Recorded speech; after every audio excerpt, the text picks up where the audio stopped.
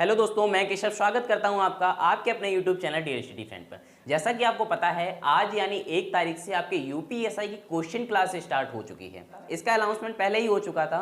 ये question class special UPSI के लिए है। इस क्लास में आपको एक्सपेक्टेड क्वेश्चन और कुछ ऐसे क्वेश्चन होंगे जो आपके ऑलरेडी एग्जाम में आए हुए हैं, ठीक है ना। तो इस क्लास में अगर आप इस क्लास को देख रहे हैं तो इसके कंटिन्यू आप पार्ट को देखते रहिए। आपको डेली वाइज इसमें आपको क्लास मिलने वाली है। ये क्वेश्चन क्लास स्पेशल यूपीएसआई के लिए ही होने वाली है। इस क्लास को आप कंटिन्यू देखिए, क्योंकि एग्जाम की दृष्टि से जितने भी क्वेश्चन बन सकते हैं आपके, जिस तरीके से एग्जाम में आपके क्वेश्चन आ सकते हैं, उन सारे क्वेश्चंस को इसमें इंक्लूड किया है। हम धीरे धीरे स्टेप बाय स्टेप इसमें चलेंगे। पहले छोटे क्वेश्चन लेंगे, नॉर्मल क्वेश्चन लेंगे, उसके बाद हाई लेवल में धीरे धीरे बढ़ते जाएंगे। तो बहुत ही ज़्यादा इंपॉर्टेंट ये क्लास होने वाली है। तो चलिए बिना टाइम वेस्ट किए स्टार्ट करते हैं आज की अपनी क्लास को।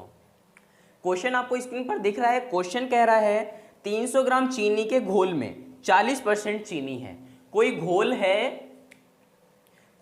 है 300 ग्राम का, ठीक है, जिसमें उन्होंने बोला है कि 40% चीनी है। कितनी चीनी है? 40%। आगे क्या बोला है? इसमें कितनी चीनी मिलाई जानी चाहिए जिससे वह घोल 50% हो जाए। कितनी चीनी और मिलानी चाहिए कि ये घोल 50% हो जाए। तो अच्छा ये बताइए, इस परसेंटेज का मतलब क्या हुआ? इस परसेंटेज का मतलब हुआ 100।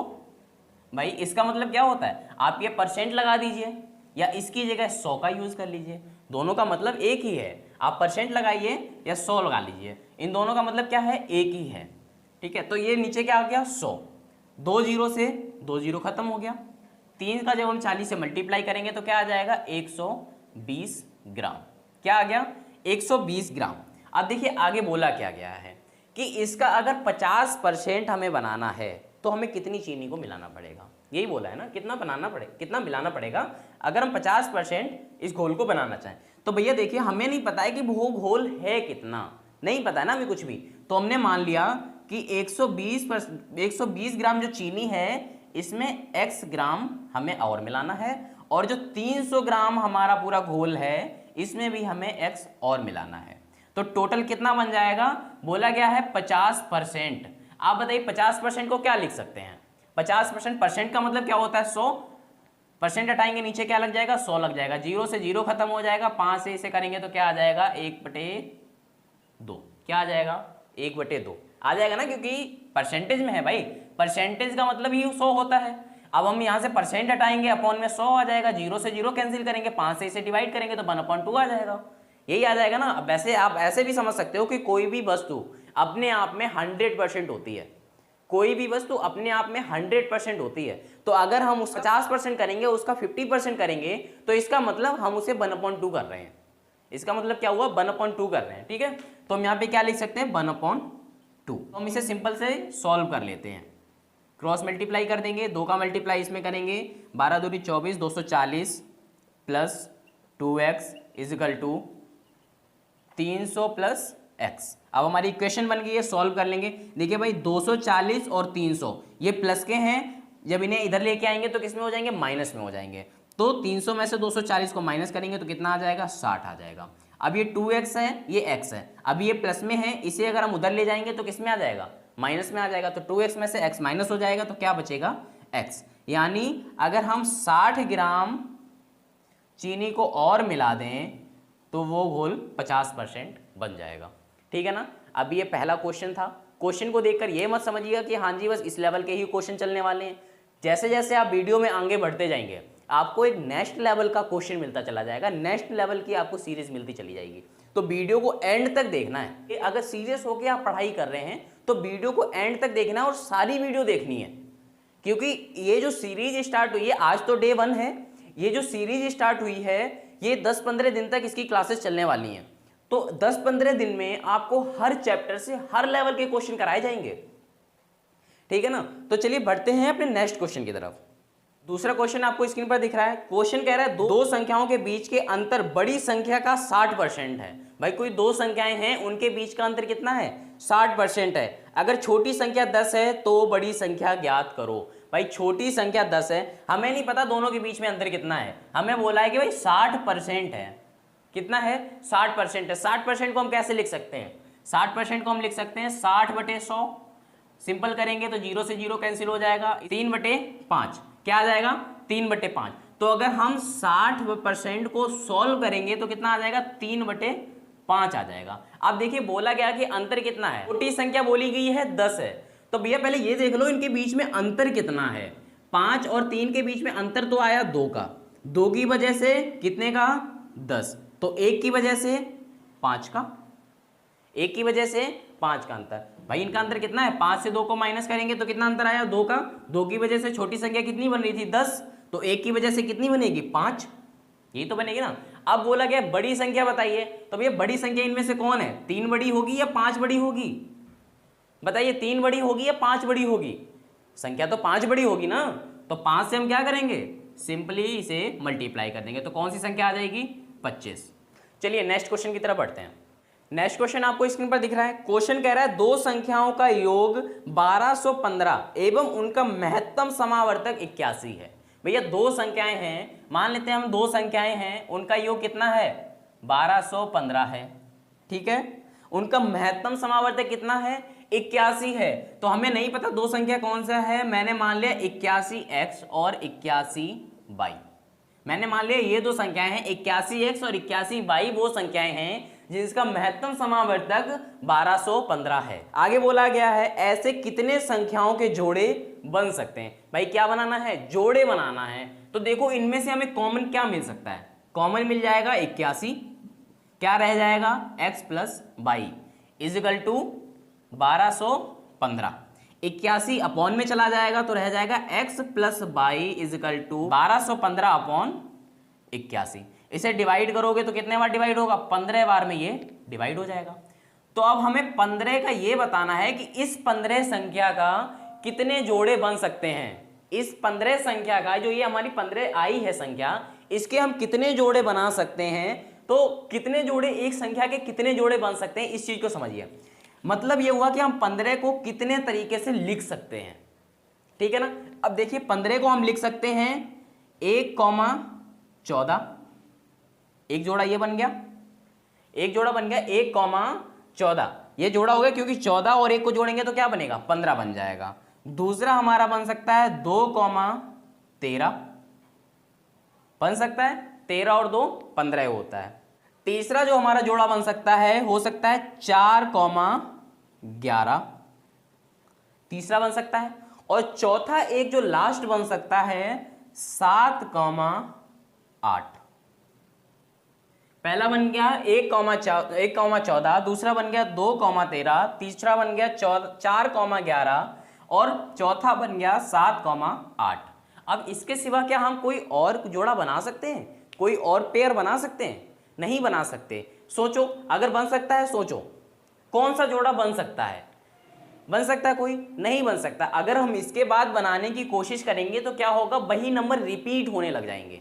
जबकि हमें किसी भी संख्या का पेयर बनाना होता है तो हम एक संख्या को एक बार ही यूज कर सकते हैं। अब देखिए यहाँ पे एक बार यूज करने से मेरा मतलब क्या था। अब यहाँ पे देखिए मैंने एक लिया, क्या किसी जोड़े में मैंने दोबारा एक का यूज किया, नहीं किया।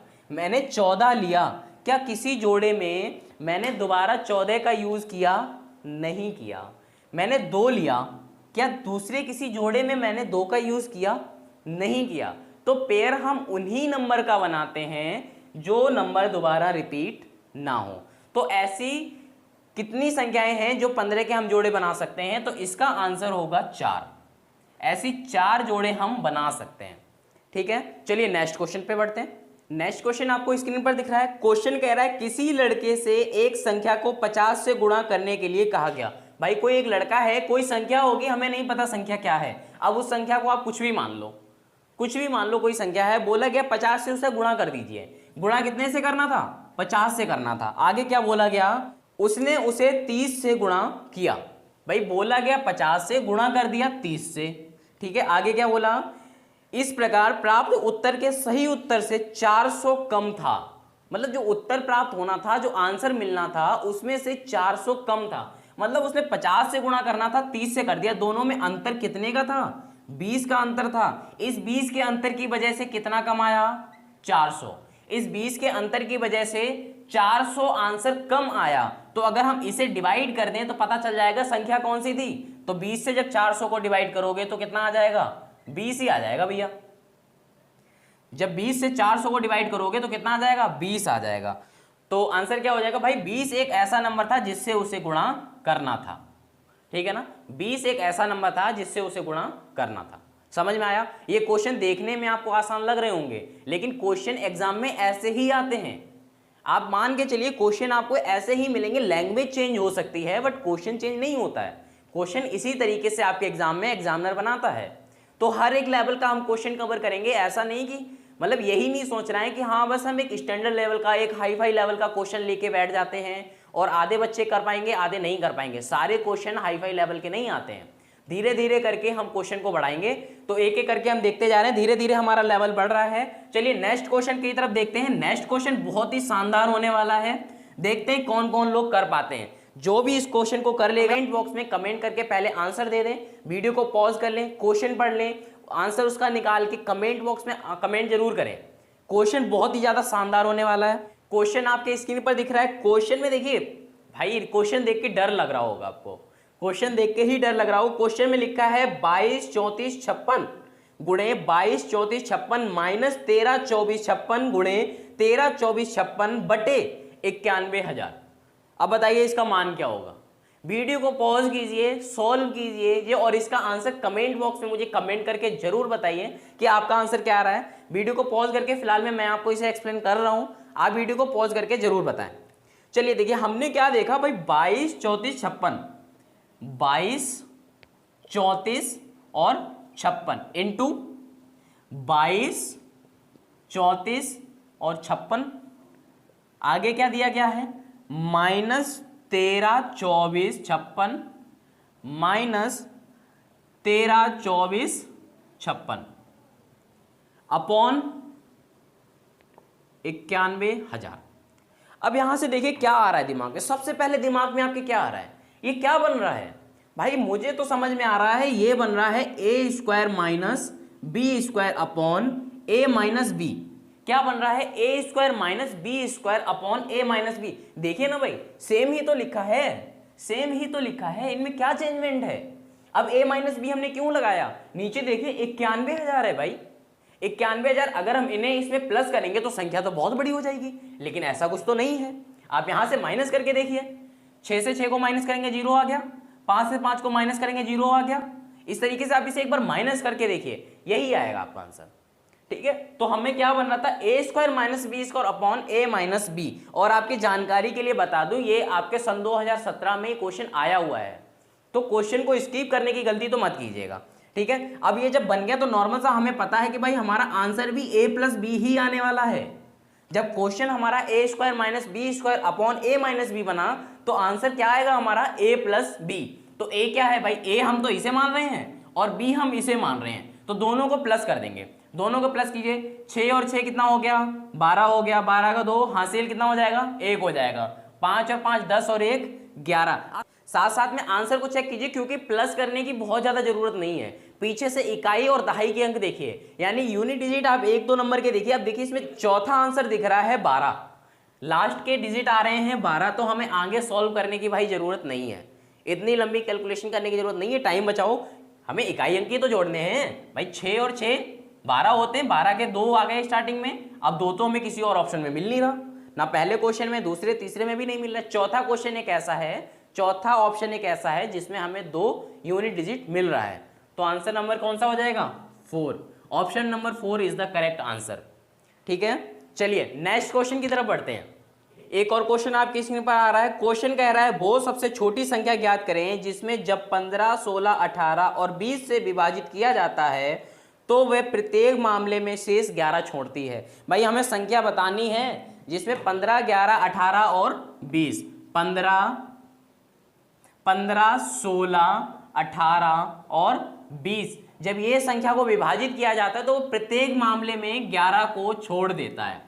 भाई इस क्वेश्चन को करने के ना 2 तरीके हैं, डिपेंड करता है कि आप किस तरीके से करना चाहते हैं।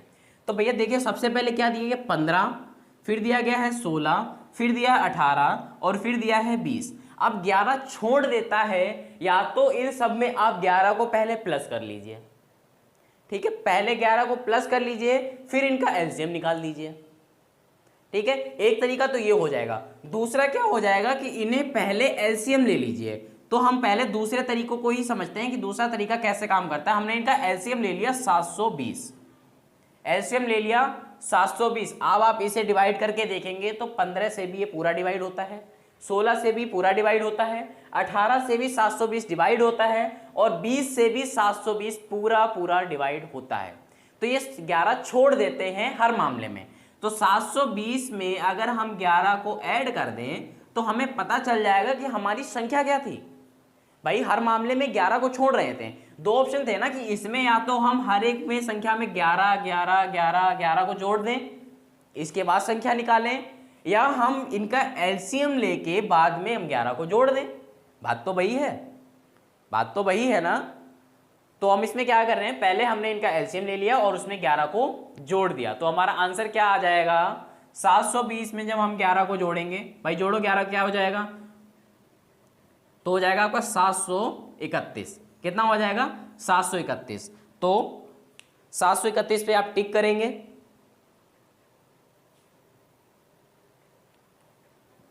731 यानी ऑप्शन नंबर 3 पर आप टिक करेंगे, यही आपका राइट आंसर होगा। और ये क्वेश्चन भी आपके सन 2017 के एग्जाम में आया हुआ था। चलिए बढ़ते हैं नेक्स्ट क्वेश्चन की तरफ। नेक्स्ट क्वेश्चन आपको स्क्रीन पर दिख रहा है। क्वेश्चन कह रहा है एक व्यापारी की 5 क्रमागत महीनों की बिक्री क्रमशः 5 महीने की बिक्री कितनी है, 64 35, आगे दिया है 69 27, 68 55, 72 30 और 65 62, 65 और 62। वह छठे महीने में कितनी बिक्री करे ताकि उसकी औसत बिक्री जो है ना, औसत बिक्री क्या है, मतलब इन सबको मिलाकर, अब इसमें इंक्लूडेड 6 मंथ भी होगा। अब ये कितने हैं, 1 2 3 4 5, अब ये 5 महीने की है। तो बोला गया कि इसमें बचे हुए कितनी राशि और होगी जिसे वो बिक्री करे तो उसका जो टोटल एवरेज है ना वो कितना आ जाए, 6500 आ जाए। कितना आ जाए, 6500 आ जाए। तो सबसे पहले तो भाई क्या करो, क्योंकि हमें पता कर लो कि 5 महीने में कितनी बिक्री हुई, तो इन्हें पहले क्या करेंगे, हम प्लस कर लेंगे। प्लस कर लो भाई, देखो कैलकुलेशन बहुत होने वाली है। ऐसे एग्जाम में कैलकुलेशन वाले क्वेश्चन बहुत आते हैं, तो आपको ऐसे क्वेश्चन को ज्यादा से ज्यादा प्रिपेयर करना है, ज्यादा से ज्यादा समझना है। और इसीलिए अगर भाई वीडियो पसंद आ रही तो वीडियो को अभी से लाइक करते चलें, क्योंकि बहुत प्यारे प्यारे क्वेश्चन हम और भी आगे करने वाले हैं, और भी अच्छे अच्छे और भी स्टैंडर्ड लेवल के क्वेश्चन हम इस वीडियो के आगे करने वाले हैं। तो वीडियो को लाइक कर दें और चैनल को भी सब्सक्राइब कर लें अभी से, क्योंकि इसका नोटिफिकेशन आपको मिलता रहे, जो अगली वाली वीडियो आपको आने वाली है नोटिफिकेशन मिलता रहे आपको। तो भाई प्लस कर लो, इसे प्लस करेंगे, कर लेते हैं 5 5 10, 10 और 2 12, 12 और 7 19, 19 की 9, हासिल लगा 1, 3 2 5, 5 और 5 10, 10 3 13 और 6 19, और एक हासिल कितना हो गया 20, 20 की 0। अब हासिल कितनी आ गई हमारी 2। अब आगे देखते हैं, 4 और 9 कितना हो गया 13, 13 और 8 21 और 2 23, 23 और 5 38 और 2 40, 40 की 0, हासिल लगा 4।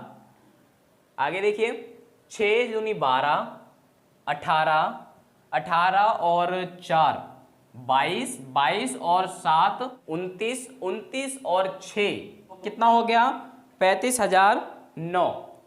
चलिए अब इसे एक ना सीक्वेंस में लिख लेते हैं, सीक्वेंस में लिखते हैं, एक सीरियल से लिख लेते हैं। टोटल योग कितना आया, टोटल आया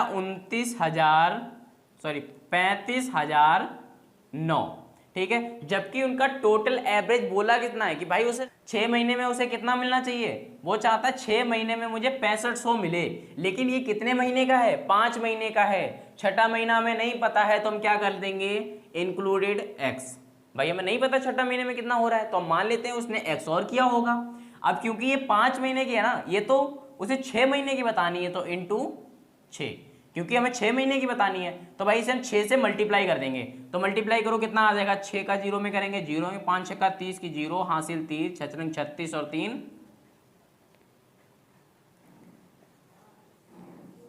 कितना आना चाहिए 39। अभी अमाउंट हमारा है कितना 35,009, आना कितना है 49,000। तो हम भी क्या करेंगे हम भाई 35,009 प्लस x इजकल टू, ठीक है ना 49,000। तो अब x की वैल्यू निकालनी है तो हम इसे क्या करेंगे, प्लस में है उधर जाएगा तो माइनस में हो जाएगा। तो 35,900 में से 49,000 को हम माइनस कर देंगे। x इजकल टू क्या आ जाएगा भाई 49,000 माइनस 35,900, इतना ही तो आएगा ना। अब इसे अगर हम माइनस करेंगे x इजकल टू आ जाएगा 4,951। कितना आ जाएगा 4,951। छठे महीने में जो उसे बिक्री करनी है 4,951। कितनी 4,951। चलिए नेक्स्ट क्वेश्चन देखते हैं। नेक्स्ट क्वेश्चन आपको स्क्रीन पर दिख रहा है। यदि किसी राशि पर ब्याज 22 रुपए है और उस राशि पर उसी समय और उसी दर पर मित्ती काटा जाता है, मित्ती 20 रुपए कट रहा है, कितना कट रहा है मित्ती 20 रुपए, तो राशि ज्ञात कीजिए। भैया देखिए हमें मित्ती बताना है तो मित्ती के लिए आप देखो एक तो शॉर्ट ट्रिक लगा सकते हो, दूसरा फॉर्मूला होता है। पहले मैं आपको फॉर्मूले से बता देता हूं कि फॉर्मूले क्या होता है। फॉर्मूले से सबसे पहले अगर मित्ती आपको कटवाना है तो साधारण ब्याज मित्ती काटा गया, जो मित्ती काटा गया अपॉन साधारण ब्याज माइनस मित्ती जो काटा गया, ये फॉर्मूला है। आप चाहो तो फॉर्मूले से भी इसे निकाल सकते हो, लेकिन हम फॉर्मूले का यूज नहीं करेंगे, इसे हम डायरेक्टली कर लेते हैं। तो देखिए हमें ब्याज कितना मिला 22 रुपए, मित्ती कितना कटा 20 रुपए, अपॉन ब्याज कितना है 22 रुपए, मित्ती कितना है 20 रुपए। एक्चुअली ये फॉर्मूला ही है, लेकिन हम फॉर्मूले को ध्यान में ना रख के सीधे सीधे हम ये समझ लेते हैं कि एक बार मित्ती को हम ब्याज से गुणा कर देंगे, दूसरी बार उसी मित्ती को हम ब्याज से माइनस कर देंगे। बस इतना दिमाग में रखना है, सिंपल सा, और कोई भी चीज याद नहीं रखनी, क्योंकि फॉर्मूले में अगर आप फंस गए तो इसे फिर याद करते ही रह जाएंगे, ठीक है ना। तो फॉर्मूले में हमें इतना ज्यादा ध्यान नहीं रखना है। तो भैया इसका मल्टीप्लाई कर लो 0 4 4, नीचे माइनस करेंगे तो कितना आ जाएगा 2 आ जाएगा, डिवाइड कर देंगे तो कितना आ जाएगा 2 2 0, यानी 220। यानी वो राशि कितनी थी, वो राशि थी 220 रुपए, ठीक है। 220 रुपए पर ये सारे काम, ब्याज भी हो रहा था और मित्ती भी कट रही थी। चलिए नेक्स्ट क्वेश्चन देखते हैं। नेक्स्ट क्वेश्चन आपको स्क्रीन पर दिख रहा है। क्वेश्चन कह रहा है किसी संख्या के 20% वर्धित मान की संख्या के 25% हर्षित मान के अंतर 36 है, वह संख्या ज्ञात कीजिए। भैया 20% वर्धित मान और संख्या के 25% हर्षित है। भैया 20% है और 36% और 25% है, जो हमें पता है दोनों चीजें सेम है। ये मान कितने का है 36 का मान है, ठीक है ना, 36 का मान है, दोनों परसेंट है। तो ये अलग क्या कर रहे हैं, इन्हें मिला के देखते हैं ना। मिला के करेंगे कितना आ जाएगा 45% इजकल टू 36। हमें पता है हम परसेंटेज को क्या लिख सकते हैं, परसेंटेज हटाएंगे अपॉन 100 लग जाएगा। भैया मान बताना है, हमें नहीं पता वो संख्या क्या है, तो हम इसकी जगह क्या मान लेंगे x मान लेंगे। अगर हम x को निकालेंगे तो ये डिजिट अपॉन के जब इक्वल के उधर जाएगी तो पलट जाएगी, हमें पता है ये बात। तो हम जब x निकालेंगे तो क्या आ जाएगा 36 में गुणे 100/45, क्या आ जाएगा 36 में गुणे 100/45। क्यों आया, क्योंकि हमें x निकालना है, x की वैल्यू निकालनी है। वैल्यू x को जो हम इधर लेके आएंगे, या कह सकते हैं 45/100 को जब इक्वल के उधर ले जाएंगे तो संख्या पलट जाती है। भाग वाला जो है वो मल्टीप्लाई में जाता है, मल्टीप्लाई वाला डिवाइड में चला जाता है। अब हम सिंपल इसे क्या करेंगे, सॉल्व कर लेंगे। क्या करेंगे, सॉल्व कर लेंगे। भाई सॉल्व कर लो इसे, या तो 5 से काट लो, 5 से काट लो, 5 से काट लो पहले। 5 45, इसे करेंगे तो आ जाएगा 20, इसे करेंगे तो 3 त्रिका 9, ये आ जाएगा 3 एकम 3 और 3 दूनी 6। फिर से काट दो, 3 चौक 12 और 4 का 20 में मल्टीप्लाई कर दो तो कितना आ जाएगा 5। तो कितना आ जाएगा x equal to 80, x equal to 80। तो वह संख्या आपकी क्या है, वह संख्या आपकी 80 है, वह संख्या 80, यानी ऑप्शन नंबर 4 आपका करेक्ट हो जाएगा, ऑप्शन नंबर 4 करेक्ट हो जाएगा। चलिए नेक्स्ट क्वेश्चन देखते हैं। चलिए एक बहुत ही शानदार क्वेश्चन आप करने जा रहे हैं, बहुत ही शानदार क्वेश्चन आपकी स्क्रीन पर आने वाला है। क्वेश्चन को पढ़िए और करने की कोशिश कीजिए, बहुत ही बेहतरीन क्वेश्चन है ये। क्वेश्चन कह रहा है ए तथा बी 1 किलोमीटर दौड़ते हैं। कोई दो लोग हैं ए और बी 1 किलोमीटर दौड़ते हैं तथा ए 25 सेकेंड से जीत जाता है। ए और बी 1 किलोमीटर दौड़ते हैं और ए 25 सेकेंड से जीत जाता है। ए तथा सी 1 किलोमीटर दौड़ते हैं। अब दोबारा से ए और सी दौड़ रहे हैं तथा ए 275 मीटर से जीत जाता है। ठीक है, आगे बोला गया है जब बी तथा सी उतनी ही दूरी दौड़ते हैं तो बी 30 सेकेंड से जीत जाता है। 1 किलोमीटर दौड़ने में ए को कितना समय लगेगा? तो भैया देख लो सबसे पहले कौन कौन दौड़ा और कितना दौड़ा। तो सबसे पहले ए दौड़ा 1 किलोमीटर और बी दौड़ा 1 किलोमीटर। ठीक है, ए दौड़ा 1 किलोमीटर और बी भी 1 किलोमीटर दौड़ा। तो ए जीतता कितने से है? 25 सेकेंड से। किससे जीतता है? बी से जीतता है। तो ए को मान लिया x, तो बी को हम क्या मान लेंगे? x + 25 मान लेंगे। अब देखिए आगे क्या बोला है। आगे बोला गया है सी 1 किलोमीटर दौड़ता है तथा ए 275 मीटर से जीत जाता है। ए दौड़ा तो वो 275 मीटर से जीत गया, तो सी दौड़ेगा, इसका क्या होगा? इसकी डिस्टेंस कितनी होगी? तो भैया 275 मीटर से दौड़ा कितने में से? दौड़ा तो 1 किलोमीटर ही होगा ना। 1 किलोमीटर में कितने मीटर होते हैं? 1000 मीटर होते हैं, पता है हमें ये बात। 1 किलोमीटर में 1000 मीटर है, तो 1000 मीटर में से 275 मीटर वो दौड़ के जीत गया, तो बचा हुआ सी ही तो दौड़ा होगा। बचा हुआ सी ही दौड़ा होगा, तो कितना बच गया? 725। कितना बच गया? 725। यानी 725 जो है वो ए दौड़ रहा था, या बोल सकते हैं कि 725 ए से ए 725 सी जो दौड़ रहा था वो 725 मीटर पीछे था। ठीक है, आगे देखिए क्या बोला गया है। आगे बोला गया है बी तथा सी उतनी ही दूरी दौड़ते हैं जितनी ये दूरी दौड़ के आ रहे हैं, यानी 1 किलोमीटर। 1 किलोमीटर ही दौड़ रहे हैं। बी तथा सी उतनी ही दूरी दौड़ते हैं तो बी 30 सेकेंड में जीत जाता है। अब देखिए बी दौड़ा और सी दौड़ा, उतनी ही दूरी उसने तय की, लेकिन जीतता कौन है? बी जीतता है। लेकिन बी तो हम पहले ही निकाल चुके हैं, हमने बी तो पहले ही निकाला है x + 25। तो भैया x + 25 तो बी पहले ही दौड़ रहा था, अब वो 30 सेकेंड में और जीत गया, तो +30। यानी टोटल कितना हो गया? ये टोटल ये हो गया x + 55। x + 55। अब ये कितना हो गया? x + 55। और c कितना दौड़ा?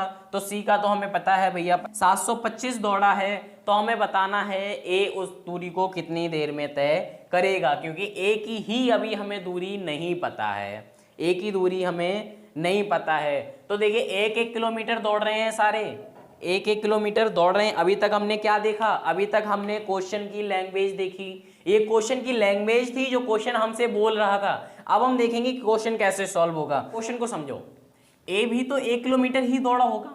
1 किलोमीटर दौड़ने के लिए मतलब क्या हो गया? 1000 मीटर दौड़ा। हमने माना कि 1000 मीटर दौड़ी, उसे दूरी तय करने में कितना समय लग रहा है? x समय लग रहा है। यहाँ पे क्या बोला गया? सी 725 मीटर दौड़ता है, लेकिन हमने जब देखा कि b x + 25 में 725 मीटर, क्यों b से ही माइनस करके 725 हमारा आया है, तो क्या यहाँ पे लिख लेंगे 725 मीटर में भाई 725 है x + 55। अब दोनों में डिफरेंस कितने का है? डिफरेंस है 275 का। यहाँ डिफरेंस 275 का है, यहाँ डिफरेंस कितने का आ जाएगा? यहाँ डिफरेंस आ जाएगा 55 का। 55 से 275 को काटेंगे तो कितना आ जाएगा? 5 मीटर प्रति सेकेंड। 5 मीटर प्रति सेकेंड। ये क्या आई है? ये तो अभी इनका टाइम आया है। किसका टाइम आया है? इसका टाइम आया। हमें बताना किसका है? 725 में से। हमें बचाना कितना किसका है? 725 में से। तो देख लो भैया 725 को जब 5 मीटर प्रति सेकेंड की रफ्तार से दौड़ेंगे, 5 मीटर प्रति सेकेंड की रफ्तार से दौड़ेंगे तो कितनी देर में? 145 सेकेंड। कितना आ जाएगा? 145 सेकेंड आ जाएगा। 145 सेकेंड को हम मिनट में चेंज करेंगे तो क्या करेंगे? देखिए 145, 1 मिनट में कितने सेकेंड होते हैं? 7 सेकेंड होते हैं। ये है कितने? 145, यानी 2 मिनट 25 सेकेंड।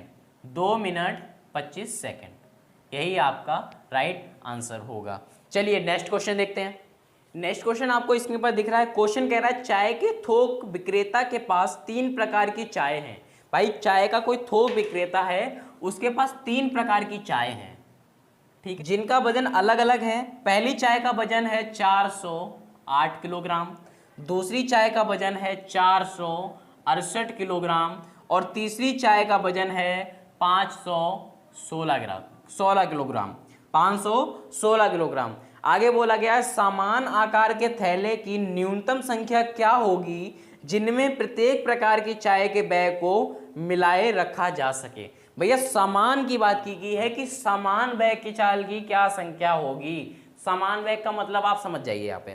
देखिए जब भी आपसे बोला जाए कि समान बैग या समान चीजें, जब भी आपको सेम चीज की बात की जाए तो मतलब ये है कि इन तीनों नंबर को एक ऐसे नंबर से डिवाइड करना है कि जिससे ये तीनों डिवाइड हो जाएं।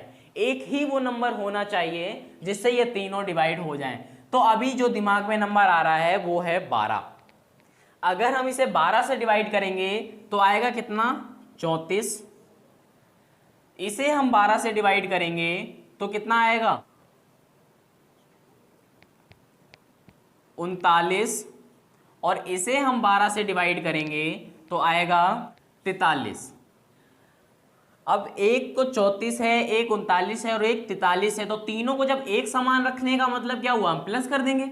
एक समान ही तो रख रहे हैं ना तीनों को, तो तीनों को हम प्लस कर देंगे तो कितना हो जाएगा, 4 और 3 7 और 7 और 9 16 की 6 और हासिल 1। आगे क्या हुआ, 4 और 3 7, 7 और 3 10 और 1 11।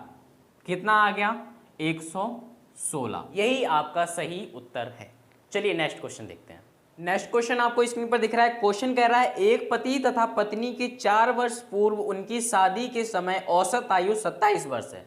भाई पति और पत्नी इन दोनों की औसत आयु कितनी है, 4 वर्ष पूर्व 27 वर्ष थी। अब पति और पत्नी तथा एक नए पैदा होने वाले बच्चे की औसत आयु 21 वर्ष है।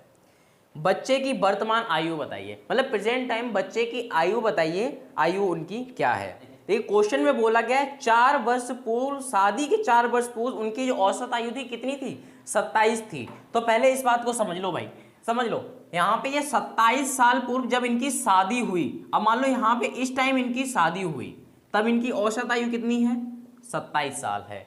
इससे पहले इनकी औसत आयु रही होगी कितने, 4 वर्ष पूर्व, 4 वर्ष पूर्व। अब इन्होंने बात की है 4 वर्ष आगे की, तो देखिए एक तो ये 4 और एक ये 4, दोनों मिलकर कितने साल हो गए भाई, 8 साल हो गए हैं। कितने लोगों के, 2 लोगों से।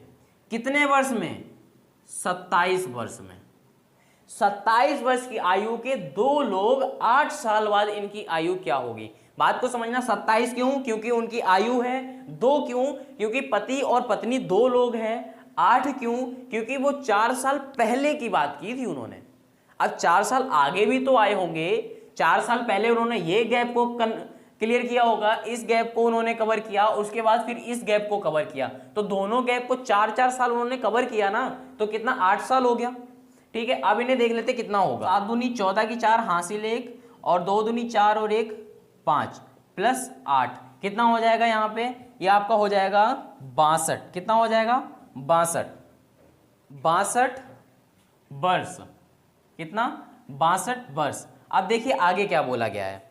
अब बोला गया पति और पत्नी के वर्तमान उम्र, अभी वर्तमान उम्र बतानी है। तो देखो 21 साल उनकी औसत आयु कितनी थी, 21 साल। कब, जब उनके 1 साल का बच्चा था।